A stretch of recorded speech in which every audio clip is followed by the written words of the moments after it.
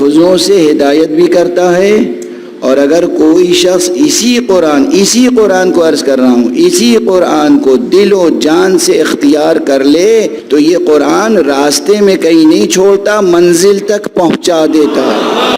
اس لیے عزیزان گرامی، جوانان عزیز، جہاں تک سن رہے ہیں حضرات اور خواتین، خود آپ اور اپنے آغوش میں، اپنی گود میں، اپنے گھروں میں، اپنے مدرسوں میں، اپنے مکتبوں میں جس نسل کی تربیت فرمائیں، اس میں بنیادی حیثیت قرآن کو ضرور دیں۔ قرآن مجید صحیح پڑھیں، قرآن مجید صحیح لکھیں، قرآن مجید صحیح سمجھیں۔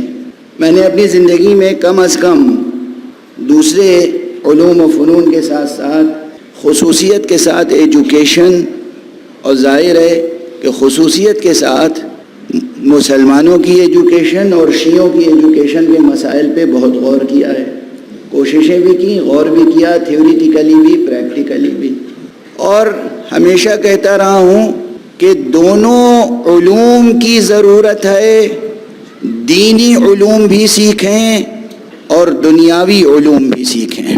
اور یہ تو رسماً چونکہ دلوں دماغوں میں بیٹھی ہوئی ہے بات کہ کچھ علوم دینی ہیں اور کچھ دنیاوی، اس لیے میں اسی اصطلاح کو استعمال کرتا ہوں، ورنہ ہر علم اگر وہ علم ہے تو دینی ہے، اور ہر علم اگر نفس پرستی کے لیے استعمال ہو تو چاہے وہ علم شریعت ہو دنیاوی ہے۔ ہر علم، فزکس علم ہے، دینی علم ہے، کیمسٹری علم ہے، دینی علم ہے، میتھمیٹکس علم ہے، دینی علم ہے۔ کیوں عرض کر رہا ہوں؟ حتیٰ کہ کاسمولوجی، اسپیس اسٹڈی، آپ کہیں گے یہ کہاں سے فرما رہے ہیں آپ؟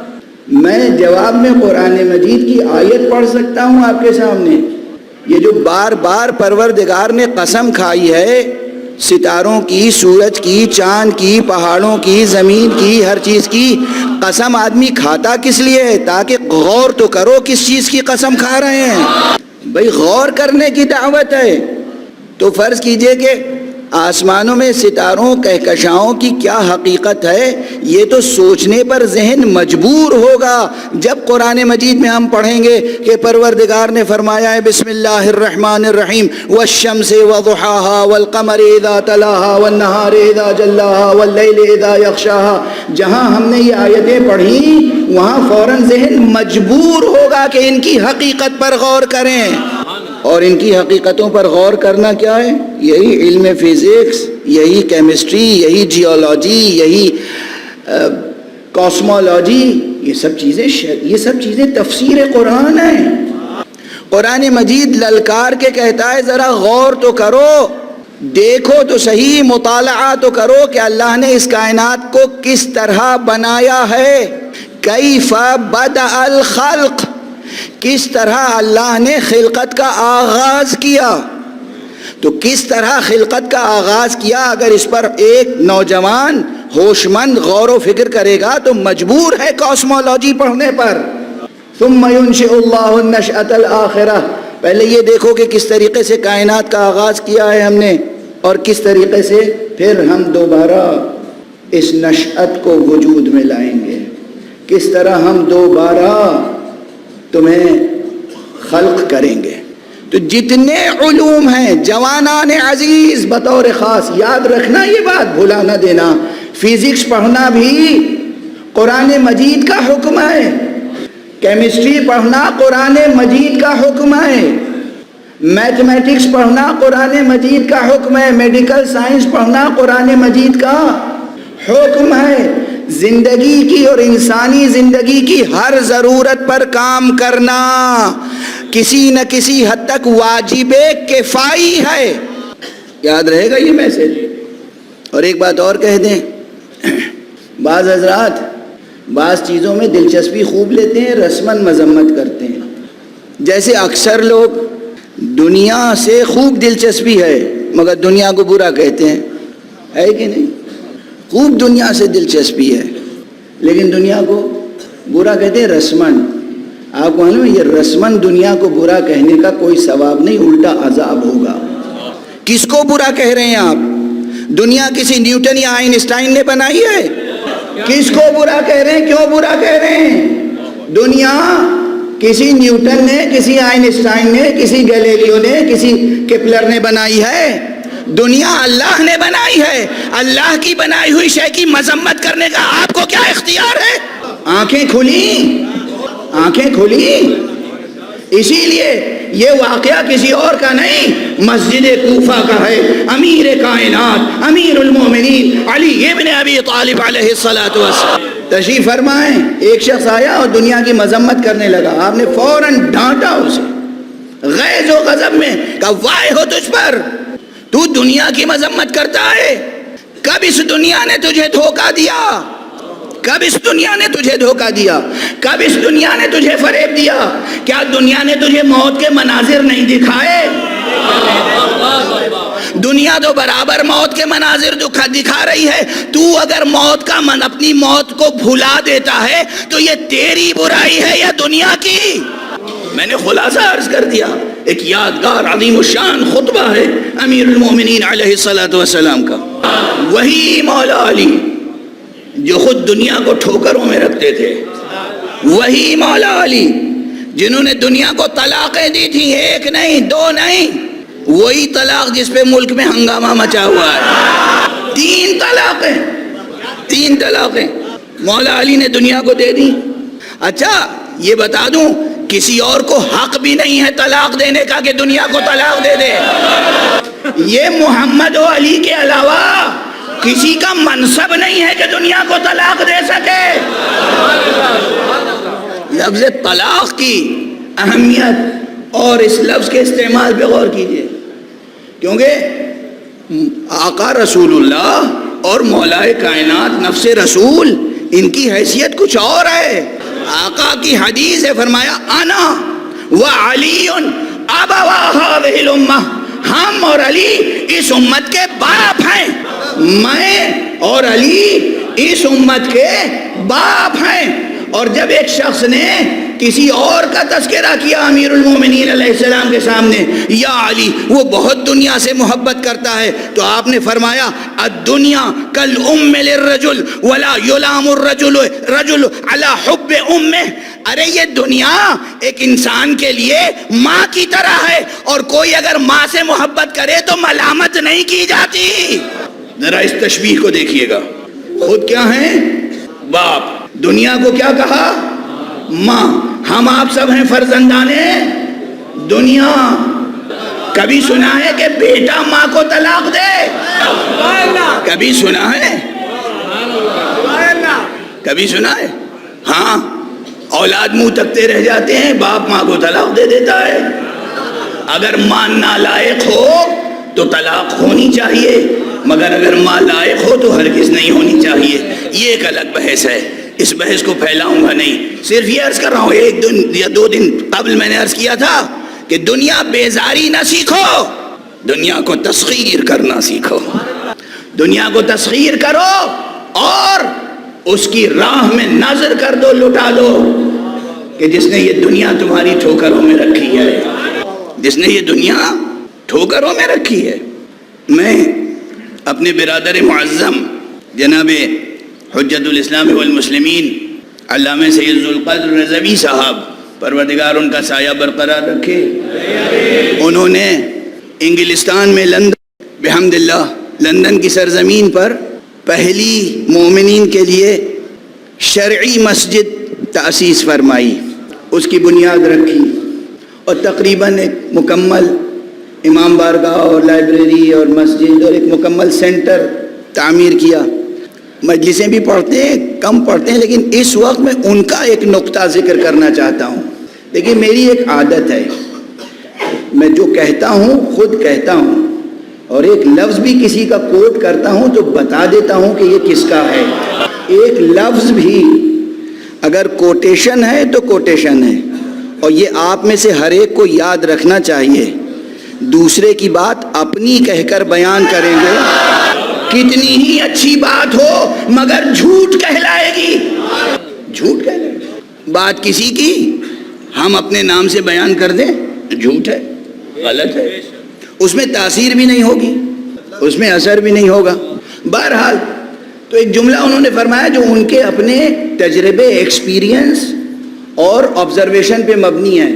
یہ بات 1980-81 وغیرہ کی ہے، جب وہ عراق سے تشریف لائے، اس کے بعد افریقہ گئے، تنزانیہ میں 1 سال 1.5 سال رہے۔ تو تنزانیہ میں جو ہمارے مومنین خوجہ شیعہ اثنا عشری جماعت ہے، پروردگار اس کو بھی ہمیشہ ترقیاں عطا فرمائے، بہت منظم ہیں وہ لوگ۔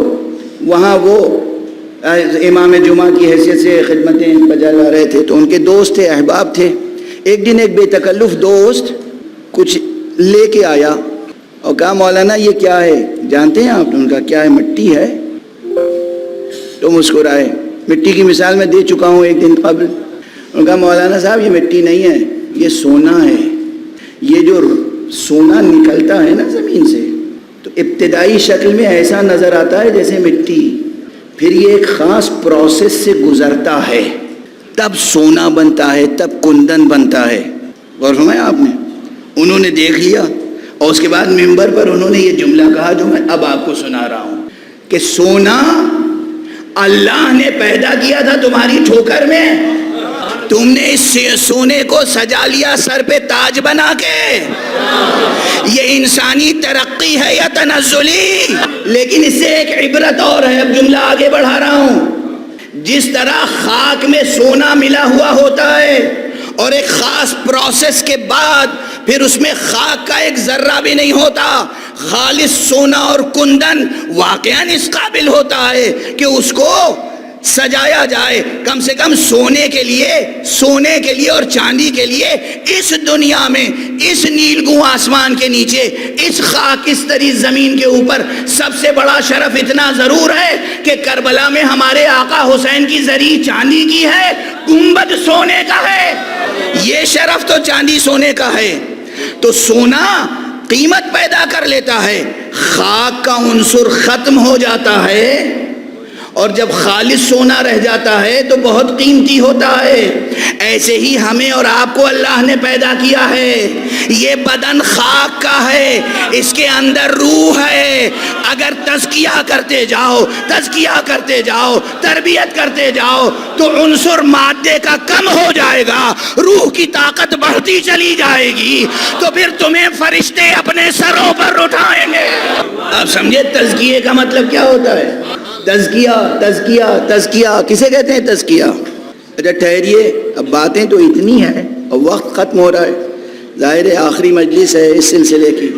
صلاۃ کے ساتھ ساتھ سب سے زیادہ قرآن مجید میں جس کا ذکر آیا ہے وہ ہے زکوٰۃ۔ یہ لفظ زکوٰۃ کا روٹ ورڈ کیا ہے؟ عربی کی ایک خصوصیت یہ ہے کہ اس میں الفاظ کے شجرے ہوتے ہیں، اور اس پورے شجر یعنی ایک شجرے میں سمجھیے 100، 125، 150، 200، 500 ایسے الفاظ ہوتے ہیں ایک شجرے میں، اور اس کی جڑ جو ہے وہ ایک 3 حرف کا لفظ ہوتا ہے، 3 حرف بنیادی طور پر۔ مثلا ایک مثال دے دوں، یہ سیر و سلوک، عرفان، تزکیہ، اس سے جڑا ہوا لفظ ہے۔ ایک روٹ ورڈ ہے بنیادی جیم ہے دال، جیم ہے چھوٹی ہے، جیم ہے دال، جہادہ۔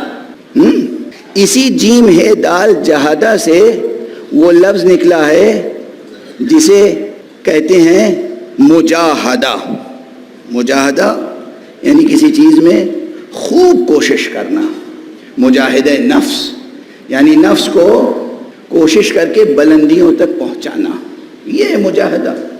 اسی روٹ ورڈ سے لفظ جہاد نکلا ہے، اسی روٹ ورڈ سے لفظ اجتہاد نکلا ہے۔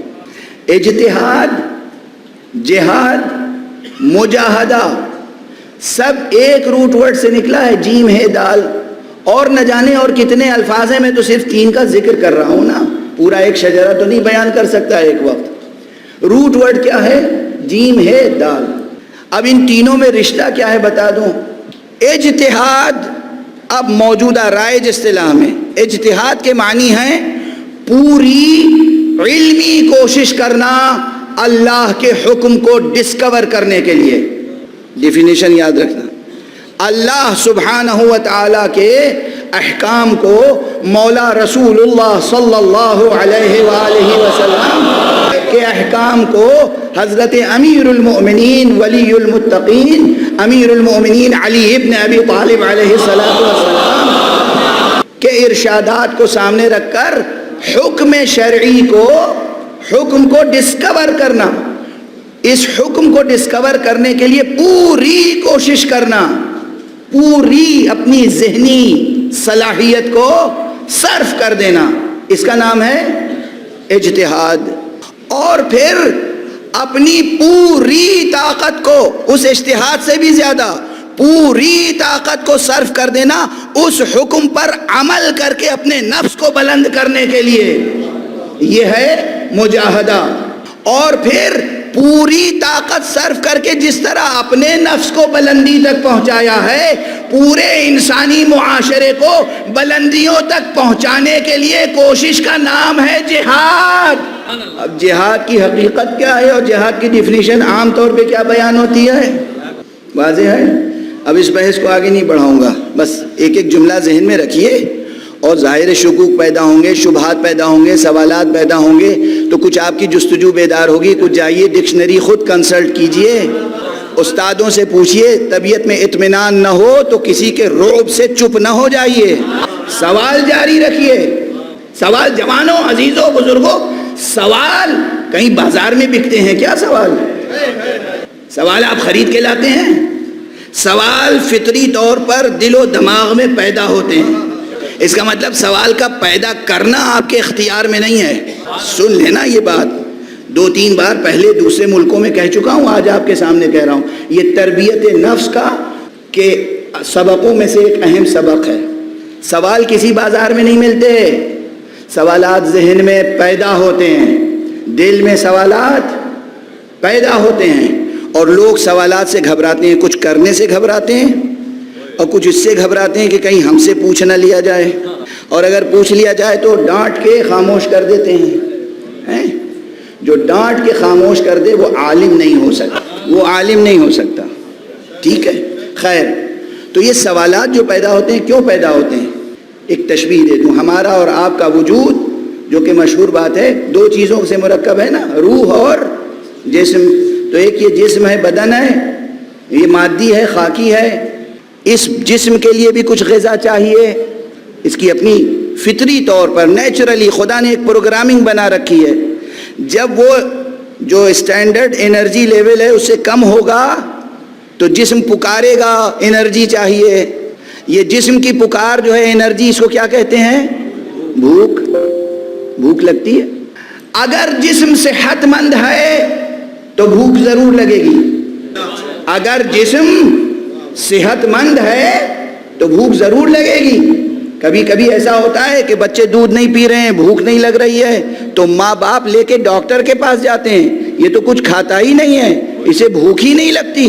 اس کے معنی ہے کہ بھوک لگنا صحت کی علامت ہے۔ جس طرح جسم کی غذا جب کم ہوتی ہے تو بھوک لگتی ہے، اسی طرح روح کی غذا ہے علم، اور روح کی بھوک کا نام ہے سوال۔ اگر سوال ہی پیدا نہ ہو تو کوئی علم ہی حاصل نہیں کرے گا۔ وہ کریم اللہ جس نے جسم دیا، روح دی، اس نے تمام نظام پہلے سے بنایا ہے۔ جسم مادی ہے تو اس جسم کی غذا پہلے فراہم کر دی۔ زمین میں تمام جسم کی ضرورتیں موجود ہیں یا نہیں؟ تمام ایلیمنٹس، تمام عناصر موجود ہیں، گندم سے لے کر، شعیر سے لے کر، گیہوں جو سے لے کر، تمام دالیں، تمام ایلیمنٹس، جو کچھ آپ کے بدن کو چاہیے وہ زمین پر ہے، اور زمین میں ہے یا نہیں ہے؟ پہلے غذا بنائی، پھر جسم بنایا، پھر جسم میں بھوک رکھی، اور آپ کو یہ شعور دیا کہ غذا تیار کر کے نوش فرمائیں۔ اسی ترتیب سے پہلے ایسی ہستیاں بنائیں جن کے پاس علم رکھا، اس کے بعد آپ کو روح عطا کی، روح ڈالی، روح میں وہ چیز رکھی جسے کہتے ہیں سوال، اور اس کے بعد جن کے پاس علم رکھا تھا انہیں از راہ لطف و کرم بھیجا اور کہا اب تم جا کے کہو سلونی سلونی۔ اب سمجھ میں آئی بات؟ ارے جو بے معرفت ہیں وہ یہ سمجھتے ہیں کہ علی نے اپنے اظہار علم کے لیے سلونی کا دعویٰ کیا تھا، غلط ہے۔ علی نے رب کے تقاضے پورے کرنے کے لیے سلونی کی دعوت کی تھی۔ بعض ایسے کور چشم، سیاہ دل، کینہ پرور، حسد پیشہ، جاہل، اجہل، منافق ایسے ہیں جو ہمارے آقا علی کو کہتے ہیں علی میں انانیت بہت تھی، انانیت بہت تھی۔ لکھا بھی ہے لوگوں نے اور کہتے بھی ہیں علی میں انانیت بہت تھی، دعوے بہت کرتے تھے۔ نہیں دعوے نہیں کرتے تھے، اصل ہوتا یہ آپ نفسیات بھی نہیں سمجھتے۔ دعویٰ وہ کرتا ہے جس کے پاس کچھ ہوتا نہیں۔ عام طور پر جس کے پاس کچھ ہوتا ہے وہ ہمیشہ خاموش رہتا ہے، وہ دعوے نہیں کرتا۔ آقا نے دعویٰ نہیں کیا تھا، دعوت دی تھی سلونی کی، وہ بھی شفقت کے ساتھ، دل سوزی کے ساتھ، تربیت کے اور تعلیم کے جذبے سے، ربوبیت کے تقاضے سے۔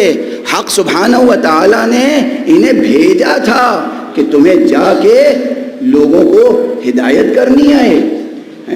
اسی لیے اب ظاہر سی بات ہے کہ میں کئی مرتبہ کچھ حضرات کے شعر سنا چکا ہوں، اس وقت مجھے اپنا ہی ایک مطلع یاد آ رہا ہے، اجازت ہے تو سنا دوں۔ وہ میر انیس علیہ الرحمہ کا ایک بہت مشہور ہوا تھا سلام، پروردگار جناب میر انیس علیہ الرحمہ کو بلندیاں عطا فرمائے۔ میں عرض کر چکا ہوں میں انہیں فردوسی حسین کہتا ہوں۔ میر انیس ہوں، مرزا دبیر ہوں، ان کا کلام معرفت سے پر ہے۔